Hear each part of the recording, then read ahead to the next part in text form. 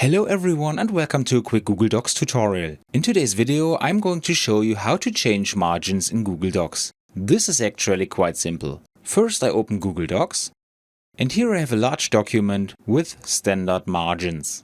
How can we change the margins in Google Docs? To do this I click on File and go to Page Setup. First of all, please note that pageless does not mean that we no longer have margins, but that margins and page breaks are simply no longer displayed in Google Docs to improve the view of large images and tables. If I print this document, the margins will still be there. If we want to change the margins, we stay with Pages and find the margins here on the right hand side. We can now change these.